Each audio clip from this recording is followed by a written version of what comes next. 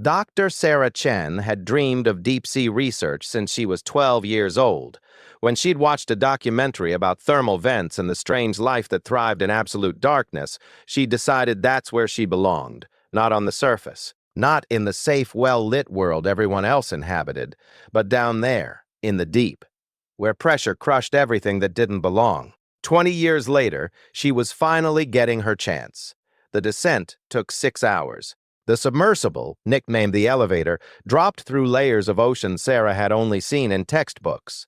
The sunlight zone, where everything was blue and bright. The twilight zone, where the light began to fade. The midnight zone, where darkness became absolute. And finally, the abyssal zone, 7 miles below the surface. Deeper than Mount Everest is tall, where the pressure was so intense it could crush a human body to the size of a basketball. "Welcome to Deep Station Alpha," the pilot said as the submersible docked. "Try not to think about the 6 billion gallons of water above your head." Deep Station Alpha was humanity's deepest permanent research facility, a sphere of reinforced titanium and composite materials, anchored to the ocean floor, powered by thermal vents, home to 6 scientists who studied the strangest ecosystem on Earth. Sarah stepped through the airlock. The station was smaller than she'd expected.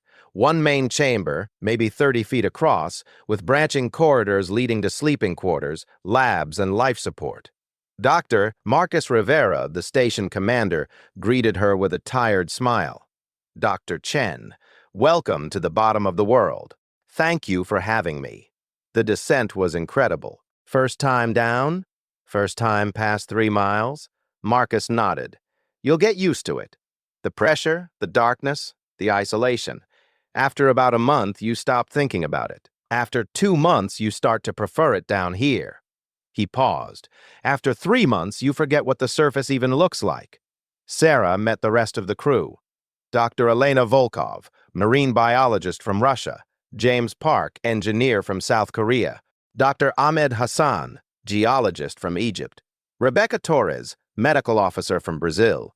And Thomas Wright, communications specialist from England.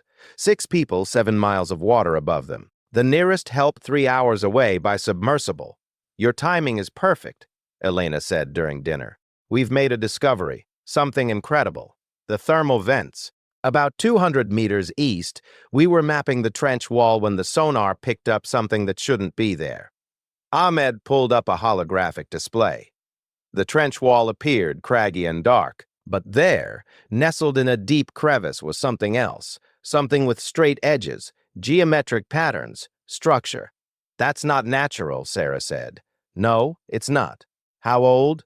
"Best estimate, 10,000 years. Maybe older. It predates known civilization by thousands of years."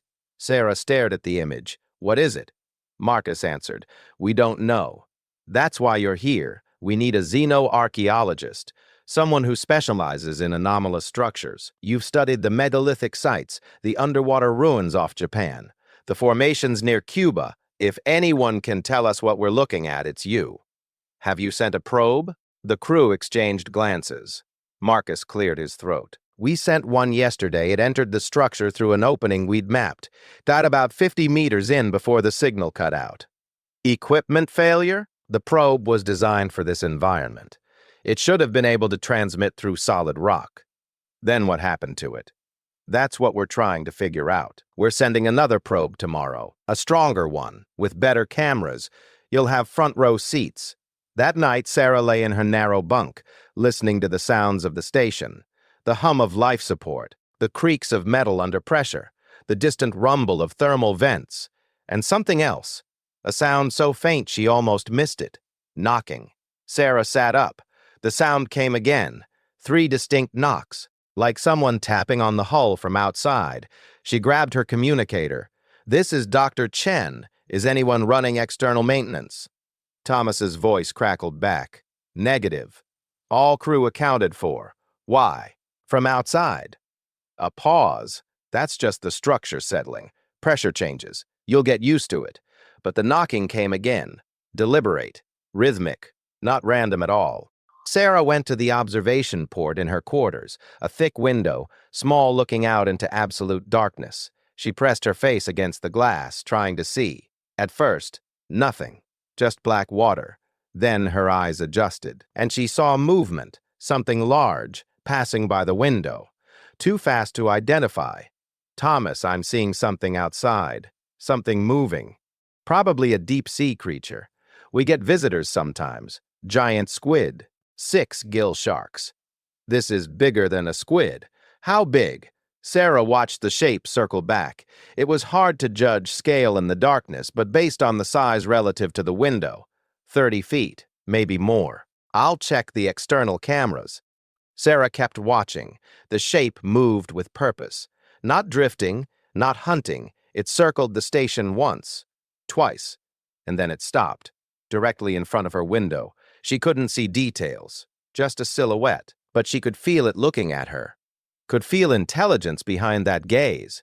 Thomas. Cameras aren't picking anything up. Just empty water. Hat's impossible. It's right here. Sarah. The cameras have thermal imaging, pressure sensors, movement detection.